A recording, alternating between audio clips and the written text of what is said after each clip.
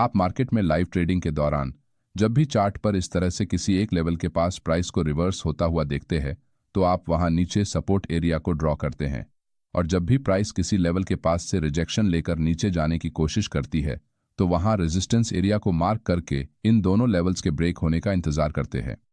और जैसे ही मार्केट आपके मार्क किए हुए लेवल को ब्रेक करता है तो आप ब्रेकआउट की दिशा में ट्रेड एंट्री करते हैं, मगर आपके एंट्री करते ही मार्केट आपको प्रॉफिट देने की बजाय आपका स्टॉप लॉस हिट कर देता है। और मेरे विचार से आपके सामने ये सिचुएशन बार बार आती रहती है, लेकिन क्या कभी आपने ये सोचा है कि हर बार आपके साथ ही ऐसा क्यों होता है, या फिर इसके पीछे क्या कारण है? मेरे विचार से आप में से ज्यादातर ट्रेडर्स इसे मार्केट की गलती मानकर इसके पीछे का असली कारण जाने बगैर अगले ट्रेड में एंट्री करने का मौका ढूंढने लगते हैं, और ये सिलसिला इसी तरह दोहराने के कारण कभी मार्केट से प्रॉफिट नहीं निकाल पाते। इसलिए आज के वीडियो में हम लाइव मार्केट में चार्ट को पढ़ते समय आपको कौन सी इंपॉर्टेंट की लेवल्स पर फोकस करना चाहिए, इसके बारे में डिटेल से जानेंगे। तो चलिए आपको चार्ट पर की लेवल को कैसे आइडेंटिफाई करना है ये जानते हैं। ये निफ्टी 50 का 23 अक्टूबर का 5 मिनट टाइम फ्रेम का चार्ट है, जहां मार्केट गैप अप ओपन होने के बाद इस तरह से प्राइस एक्शन बनाकर लगभग 26,000 के साइकोलॉजिकल लेवल के पास आकर ट्रेड कर रहा है। अब इस चार्ट पर बन रहे प्राइस एक्शन को देखकर आप इसे कैसे एनालाइज करते, इसे वीडियो पॉज करके थोड़ी देर के लिए मन में सोच लें। जहां तक मैं आपकी साइकोलॉजी को जानता हूं, आप में से बहुत से ट्रेडर यहां नीचे एक सपोर्ट एरिया को ड्रॉ करेंगे, क्योंकि यहां प्राइस बहुत तेजी से रिवर्स होकर ऊपर आई है। साथ ही यहां हायर लेवल्स पर मार्केट ने 2 बार रिजेक्शन लिया है, इसीलिए आप यहां रेजिस्टेंस लेवल को ड्रॉ करेंगे और यहां नीचे फिर से सपोर्ट एरिया बनाएंगे, क्योंकि इस एरिया से मार्केट नीचे नहीं जा रहा है। अगर आपने भी इसी तरह से इस चार्ट को एनालाइज किया है तो कमेंट में जरूर बताएं।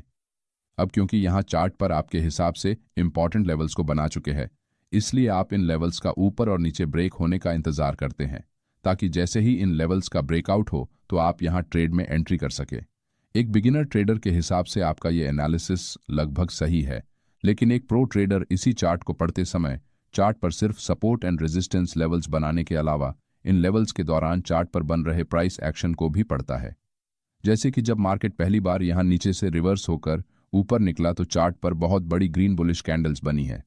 इसका मतलब यहां लोअर लेवल्स पर बहुत स्ट्रांग डिमांड एरिया मौजूद है, लेकिन प्राइस पहली बार जब हायर लेवल्स से रिजेक्शन लेकर नीचे आती है तो यहां वो इस फेयर वैल्यू गैप को फील करते ही ऊपर निकल जाती है, लेकिन हायर लेवल्स पर अपने प्रीवियस हाई के ऊपर निकलने में फेल होने के कारण फिर से नीचे आती है। साथ ही अगर आप यहां चार्ट पर बन रहे कैंडलस्टिक पैटर्न्स को देखेंगे तो यहां से जब पहली बार प्राइस ऊपर निकलती है तो 3 बुलिश कैंडल्स में ही लगभग 50 पॉइंट ऊपर चली जाती है,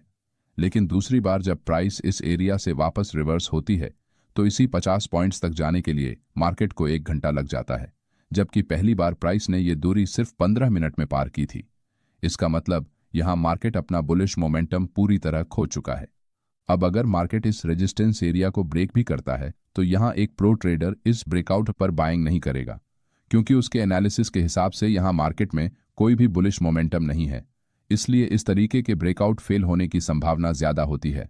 अब इस एक चार्ट को एक बिगिनर ट्रेडर और एक प्रो ट्रेडर अपने अपने हिसाब से पढ़ता है, लेकिन दोनों में फर्क सिर्फ इतना है कि एक बिगिनर ट्रेडर यानी कि आपने यहां चार्ट पर बन रहे प्राइस एक्शन को देखकर सिर्फ सपोर्ट एंड रेजिस्टेंस एरिया को बनाने के लिए कुछ लाइंस को ड्रॉ करके छोड़ दिया, लेकिन प्राइस के मूवमेंट के पीछे क्या कारण है इसे समझने की कोशिश नहीं की। लेकिन वही एक प्रो ट्रेडर इसी चार्ट को पढ़ते समय सिर्फ प्राइस एक्शन को देखकर सपोर्ट एंड रेजिस्टेंस एरियाज को मार्क करने के बजाय इन चार्ट पर बन रहे कैंडल्स को देखकर उनके पीछे की साइकोलॉजी को भी समझने की कोशिश करता है, और की लेवल्स पर प्राइस किस तरह से रिएक्ट करती है और कौन सी जगह पर सबसे ज्यादा पॉइंट ऑफ इंटरेस्ट चार्ट पर बना है इसे भी देखता है। अब ये पॉइंट ऑफ इंटरेस्ट क्या होता है इसे भी जल्दी से समझ लेते हैं। पॉइंट ऑफ इंटरेस्ट चार्ट पर वो लेवल्स होते हैं जहां बायर्स और सेलर्स सबसे ज्यादा एक्टिव होते हैं, यानी कि ट्रेड लेने में सबसे ज्यादा इंटरेस्ट दिखाते हैं। इसका मतलब चार्ट पर बन रहे बाकी एरियाज के अलावा इन लेवल्स पर ट्रेडिंग करना पसंद करते हैं, जैसे कि सप्लाई एंड डिमांड एरिया या फिर support and resistance levels, different type of chart patterns, equal highs and low, trend line और राउंड नंबर लेवल के साथ इस तरीके के और भी लेवल्स जहां पर बहुत बड़ी संख्या में ट्रेडर्स ट्रेडिंग करने का मन बनाते हैं, उसे हम पॉइंट ऑफ इंटरेस्ट लेवल्स कहते हैं। जैसे कि इस चार्ट में इन दोनों लेवल्स पर प्राइस सबसे ज्यादा रिएक्ट कर रही है, इसका मतलब इन लेवल्स के पास चार्ट पर पॉइंट ऑफ इंटरेस्ट बना हुआ है, यानी कि इस एरिया में रिटेल ट्रेडर्स ट्रेडिंग करने में ज्यादा इंटरेस्ट दिखा रहे हैं। अब क्योंकि मार्केट में रिटेल ट्रेडर्स को ट्रैप करने के लिए इन एरियाज के आसपास फेक ब्रेकआउट चार्ट पर बनते हैं, इसलिए एक प्रो ट्रेडर इन एरियाज में ज्यादा संभल कर ट्रेड करता है। जैसे कि यहाँ मार्केट इस रेजिस्टेंस लेवल के पास ब्रेकआउट हुआ है, ऐसा दिखाने के लिए एक स्ट्रॉन्ग बुलिश कैंडल चार्ट पर बनाता है, जिसे देखकर बहुत से ट्रेडर इसे एक रियल ब्रेकआउट मानते हुए यहाँ ब्रेकआउट पर लॉन्ग ट्रेड में एंट्री करते हैं। मगर कुछ ही देर में वही बुलिश कैंडल नीचे जाते हुए रेड कैंडल में बदल जाती है, जिससे इस ब्रेकआउट पर बुलिश ट्रेड में एंट्री करने वाले सभी ट्रेडर ट्रैप हो जाते हैं। इसीलिए जब भी चार्ट पर इस तरीके से किसी लेवल का ब्रेकआउट होता है, तो आपको यहां ब्रेकआउट कॉन्फर्मेशन जब तक नहीं मिलता तब तक किसी भी ट्रेड में एंट्री करने से बचना चाहिए।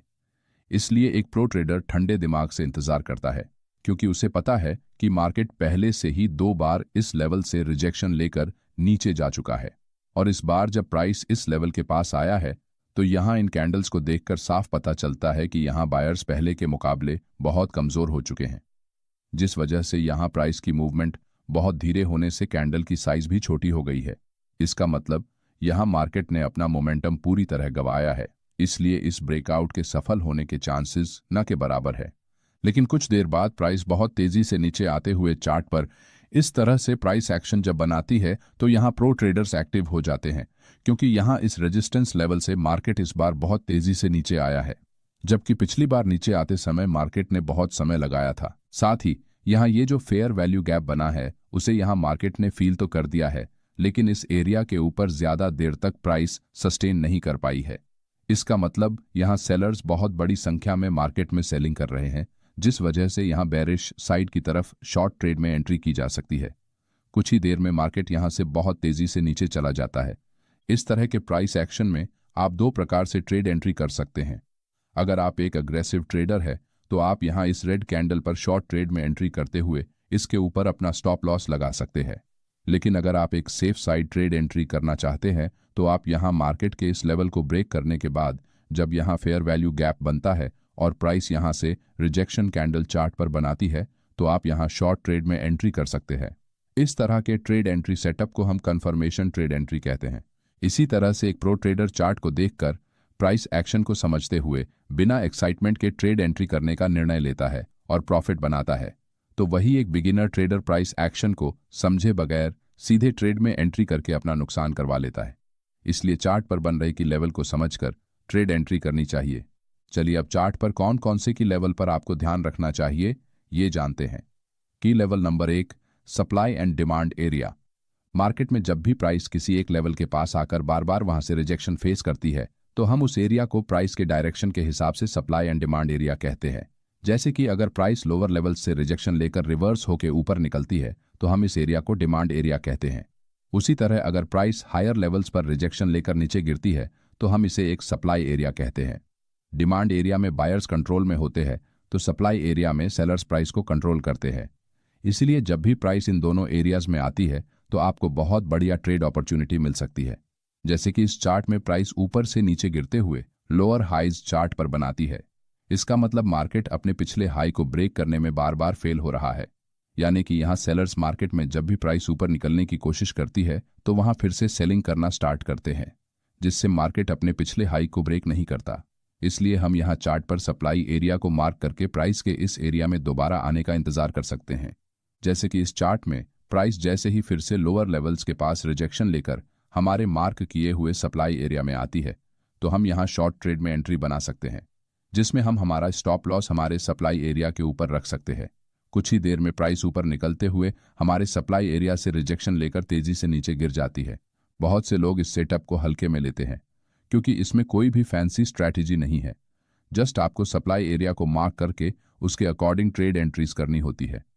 इसलिए ट्रेडर मार्केट में फैंसी ट्रेडिंग स्ट्रैटेजी के पीछे पागल होकर इस बेहतरीन एंट्री सेटअप को भूल जाते हैं। ये सेटअप आपको हर दिन ट्रेड एंट्रीज प्रदान करता है। जैसे कि मैंने यहाँ इस सेटअप को समझाने के लिए निफ्टी 50 के 26 सितंबर के 5 मिनट टाइम फ्रेम के चार्ट का इस्तेमाल किया है, तो वही अगर आप इससे अगले दिन के यानी कि 29 तारीख के चार्ट को देखेंगे तो मार्केट फिर से हमारे सप्लाई एरिया से रिजेक्शन लेकर बहुत तेजी से नीचे गिरते हुए आपको नजर आएगा। साथ ही इसी एक दिन में आप इस सेटअप का इस्तेमाल करके यहाँ फिर से ट्रेड एंट्री कर सकते हैं, क्योंकि यहाँ चार्ट पर जब प्राइस नीचे गिरती है तो कुछ देर के लिए इस लेवल पर रुकने के बाद तेजी से नीचे जाती है। इसका मतलब इस एरिया में सेलर्स बहुत बड़ी संख्या में सेलिंग कर रहे हैं, जिस वजह से यहाँ एक स्ट्रॉन्ग सप्लाई एरिया चार्ट पर बन रहा है। साथ ही ये एरिया अभी तक मार्केट ने टेस्ट नहीं किया है, इसीलिए ये एक फ्रेश सप्लाई एरिया है।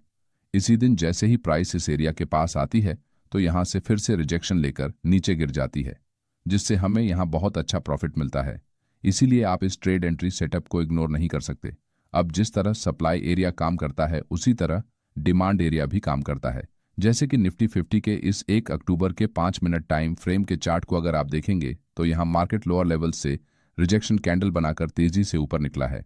इसका मतलब इस एरिया में बायर्स एक्टिवली बाइंग कर रहे हैं और वो प्राइस को इस एरिया से नीचे नहीं जाने देना चाहते।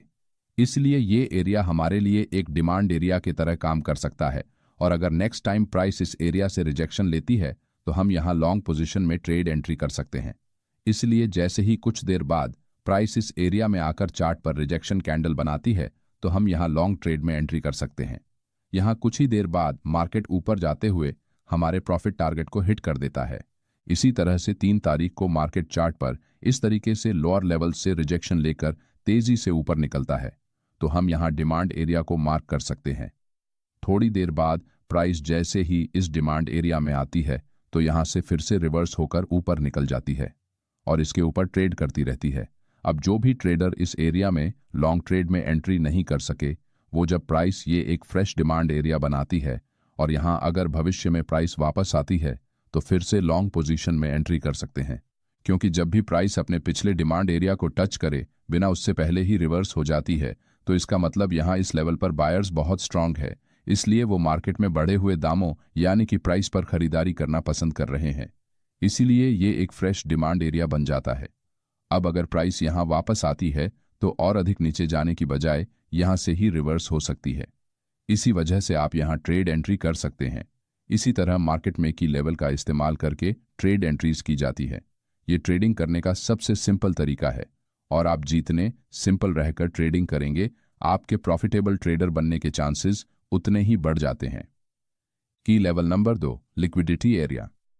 ये निफ्टी 50 का 3 अक्टूबर का 5 मिनट टाइम फ्रेम का चार्ट है, जहां मार्केट तेजी से नीचे गिरने के बाद लोअर लेवल से रिवर्स होकर चार्ट पर इस तरह से प्राइस एक्शन बनाता है। जहां नीचे डिमांड एरिया बना है तो यहां हायर लेवल्स पर सप्लाई एरिया चार्ट पर क्रिएट हुआ है। अब दूसरी बार जब प्राइस इस फेयर वैल्यू गैप से रिजेक्शन लेकर नीचे जाती है तो यहां फिर से एक फ्रेश सप्लाई एरिया क्रिएट हो जाता है। जब भी चार्ट पर सप्लाई एंड डिमांड एरिया बनता है तो वहां बड़ी संख्या में रिटेल ट्रेडर ट्रेड करना पसंद करते हैं, जिस वजह से इन एरियाज के पास लिक्विडिटी जनरेट हो जाती है, जो कि प्राइस के मूवमेंट के लिए बहुत आवश्यक है। अब जब प्राइस दोबारा नीचे जाती है तो वो अपने प्रीवियस स्विंग लो को नीचे ब्रेक करने की बजाय उससे पहले ही रिवर्स होकर अपने हायर लेवल्स पर बने सप्लाई एरिया के पास फेक ब्रेकआउट क्रिएट करके यहाँ रिटेल ट्रेडर्स की लिक्विडिटी को स्वीप करने के बाद फिर से नीचे चली जाती है और लोअर लेवल में डिमांड एरिया के पास बनी लिक्विडिटी को ग्रैब कर लेती है। इसी तरह जब अगले दिन यानी कि 31 अक्टूबर को मार्केट ओपन होता है तो प्राइस सबसे पहले इस एरिया में सेलर्स द्वारा बनाई हुई लिक्विडिटी को स्वीप करने के बाद नीचे चली जाती है। इसका मतलब आपको चार्ट पर जब भी सप्लाई एंड डिमांड एरिया बनते हैं तो उसके साथ उस एरिया के आसपास लिक्विडिटी भी क्रिएट होती है। इसे ध्यान में रखते हुए ट्रेड में एंट्री करनी चाहिए, तभी आप इस तरह के फेक ब्रेकआउट्स में फंसने से बच पाएंगे, क्योंकि यहाँ मार्केट ने पिछले दिन के इन दोनों रेसिस्टेंस एरियाज को ब्रेक किया है, जिसे देखकर बहुत से रिटेल ट्रेडर यहाँ बिना कुछ सोचे समझे सीधे लॉन्ग ट्रेड में एंट्री करने लगते हैं, जो कि एकदम गलत बात है, क्योंकि मार्केट में इस तरह के ब्रेकआउट आपको फंसाने के लिए ही बनाए जाते हैं और ये इतने परफेक्ट होते हैं कि कोई भी ट्रेडर इन्हें देखकर अपने आप को नहीं रोक पाता और यहाँ सीधे ट्रेड में एंट्री कर लेता है। आपके साथ भी बहुत बार ऐसा हुआ होगा कि चार्ट पर एक ऐसा परफेक्ट ब्रेकआउट आपको दिखा होगा जो एक बेहतरीन ब्रेकआउट के सभी क्राइटेरियाज को पूरा करता है, लेकिन फिर भी फेल हो जाता है और आप इसमें ट्रैप हो जाते हैं। इसीलिए चार्ट पर आपको जो दिखता है वो होता नहीं और जो दिखता नहीं वो हो जाता है, क्योंकि इस तरह के ब्रेकआउट जानबूझकर आपको दिखाने के लिए ही बनाए जाते हैं। इसीलिए थोड़ा धीरज रखते हुए सावधानीपूर्वक ट्रेड एंट्री करने का निर्णय लेना चाहिए। की लेवल्स के दूसरे भाग में हम और भी इंपॉर्टेंट की लेवल्स के बारे में डिटेल से जानेंगे।